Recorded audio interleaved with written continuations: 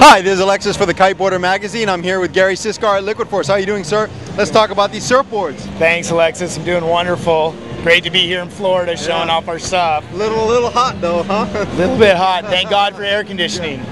So yeah, I would love to walk you guys all through our surfboard line. We're really proud of this line this year, and it's a next evolution in the great history and heritage of Liquid Force and Liquid Force Kite Surfboards.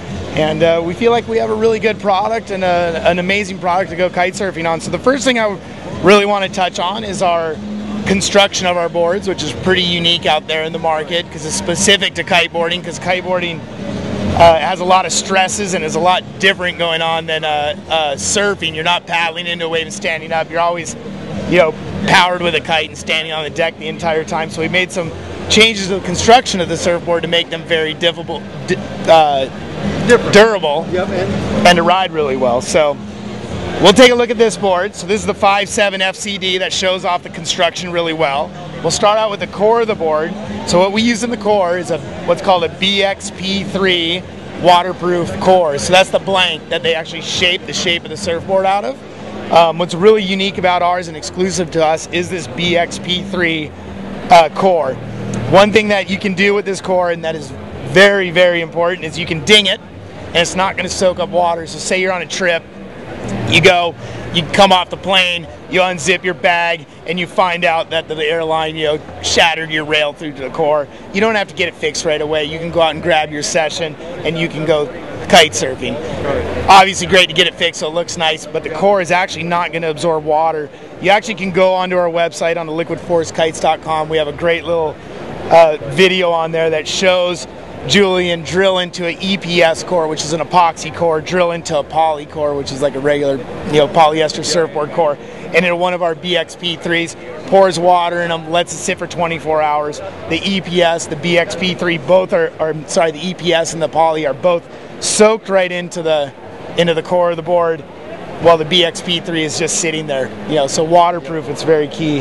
The other thing that this core allows us to do is we use a stringerless construction. It's a little bit denser, so we can use a stringerless construction, allowing for some flex. We have all the flex in our carbon rails for the strength and the longitudinal flex of the board and the durability. And the other thing with the density is it's more or less prone to getting heel dents and so forth on the deck itself, so it's more durable overall.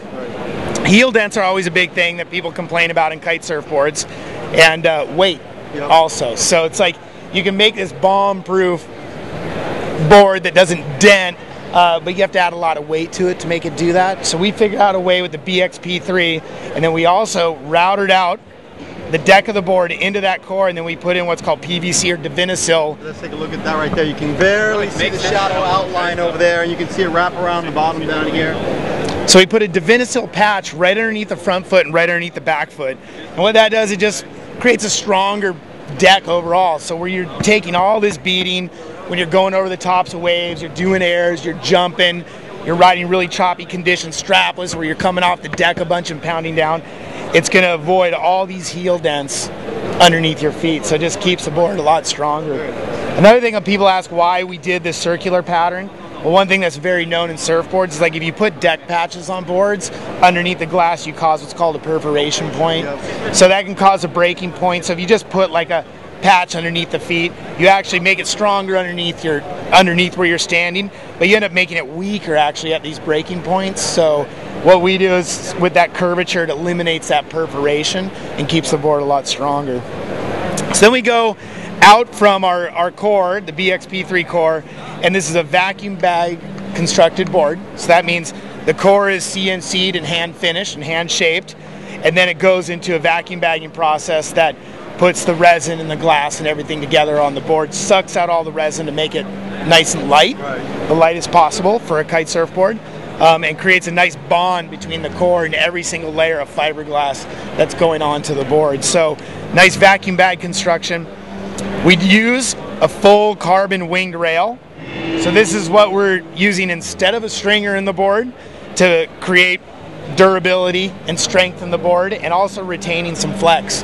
So it's one thing everyone tries to get in kite surfboards. They're trying to get as close to a surfboard feel as possible, yet retain the durability. And by using a carbon railed board, vacuum bag. We can have a little bit of flex, so you have that nice responsive feel in the surfboard, but yet it's nice and durable. So that's a good thing. Lastly, what we do is we also have all bamboo top sheets, so it's another thing. Again, prevents heel dents and creates a nice solid deck on it. I'm sure a lot of people have done belly flops with their spreader bars, so it's just another way to keep it nice and strong. So our line, we did widen our line a little bit this year, so we have everything from a 410, which is called our little fatty, just a nice little travel board, nice little kind of sloppy wave board. Has a lot of volume for being small, single concave throughout the bottom quad fin setup. Just a really all-around fun board to ride. Also, you know, strapless, riding this thing strapless, you can do a lot of the kind of shove it tricks and all that kind of stuff. Yep. The next one we have is the 5.7, which again we have Fletcher Chenard of FCD Designs shaping some of our plugs, and this is the board that he did for us. Pretty much the same as last year's, but it's the new construction.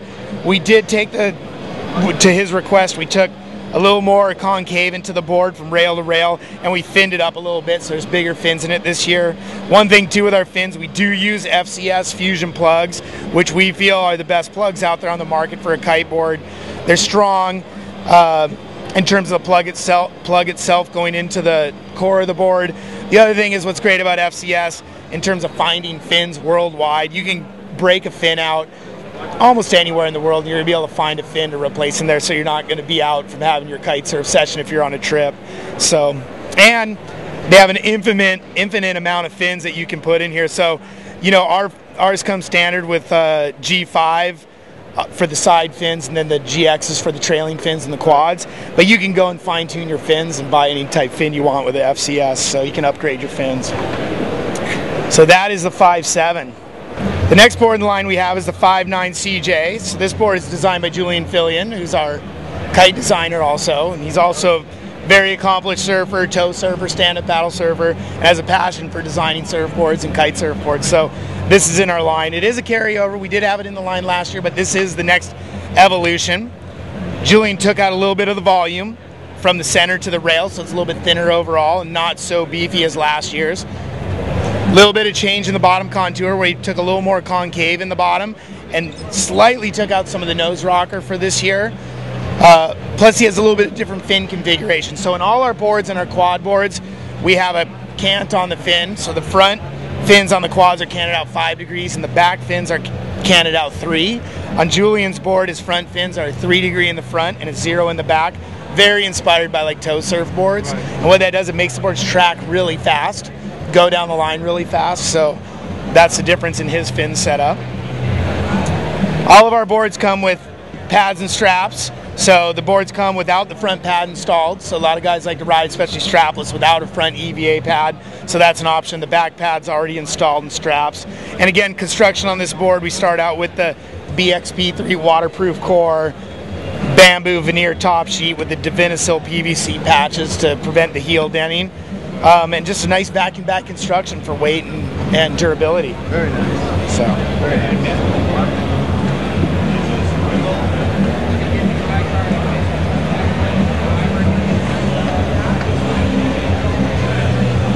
Right. So Lexus.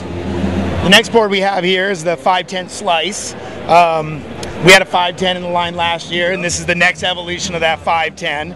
So what we did on this board this year is we did add a little bit of volume. So last year people felt that it was a little bit quote-unquote chippy, you know, and a little too thin. So we added a little volume from the center to the rail, so it has a little more float to it and so forth, a little more projection in the wave, so you can depower the kite and kind of use the wave more to surf than keeping power in the kite. This one also is a thruster configuration with a nice, what we call small mini moon tail on the tail. So we put a thruster on here. We didn't put this. A lot of people ask, oh, why didn't you make this so you can turn it into a quad also? One thing we believe, and when we work with the guys designing our boards and shaping our boards, is like, you know, we feel like doing what's called a 3+2 or having that, you have to sometimes compromise if the board isn't completely designed to be a quad or thruster. And this board is designed to be a pure thruster. So that's the way it's designed to be surfed. So we keep it as a thruster. Again, 5 degree cant, the fins in the back, FCS fin system, full BXP3 core, vacuum bag construction, bamboo top sheet with the Divinisil pads and straps. Just a nice, great 510. Looking board. Yep. And finally, what's this last one in the closet here over there?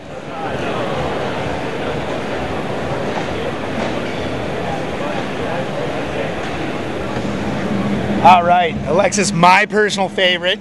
Some little bigger guys, this 6.0, what we call it 6.0 joystick.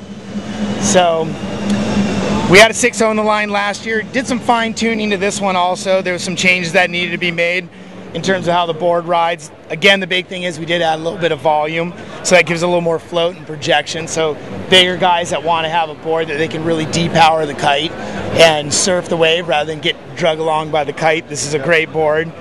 We did also in this board add some really nice deep concave all the way through the midsection, all the way through the tail, making it a nice fast board. Tracks up wind really nice. Kept the same kind of low rocker profile, so it's a real easy board to kind of get back up wind. So if you're riding long point breaks or chasing waves around a beach break, it's easy to kind of get back and forth and chase things down. Again, quad fin configuration with a 5-degree cant in the front fins and a 3-degree in the back, so that's nice projection and breaks loose really well. And again, just keeping on with our construction, so we have the BXP3 core vacuum bag, carbon rail, bamboo laminate top sheet, full top sheet with the Divinyl patches, pads and straps. Just a great all-around board to ride. Now we got this one back over here. What's you bringing this back? Oh boy. For all the guys who like those skim boards. The Kite Fish. So this little board kind of took off as a nice phenomenon. So this one's inspired really from our wake surf line in the wake division. We saw it and we were like, you know, this was 2 years ago, and we're like, man, that could make a really nice kite board. And so we decided to go out and try to kite on it, and the thing worked amazing. And it is a great board that is that combination between a surfboard, a skim board, a light wind machine, and just a real good quiver board. Yep. So something to add to like your twin tip or your surf, you know, your surf lineup for the light wind days or the sloppy surf days. Pads and straps come on the board. You can ride it strapless, take the pads and straps off. And the beauty about this is very inexpensive, so it's easy to add to your quiver. This thing's $349. Whoa, $349. Whoa, I had to repeat that. Yeah, That's $349. awesome. So $349 is something you can add and go out and have a great time on. If you're into riding a skim, get on this. You have a little more bite because of the length. It does come finned as a tri-fin with little 2.5-inch raked back fins. Nice flat rocker, so it gets up on a plane easy and just cruises, and makes kind of those sloppy surf days or just the sloppy days out at your local kite spot super fun. Nice. So now, where can they find more information about all these great boards? LiquidForceKites.com. LiquidForceKiteboarding.com is the place to go, and you can see all the information, get all the real detailed specs, and you can look at a bunch of tech videos too. Well, thanks so much, Gary. Alexis, thank you.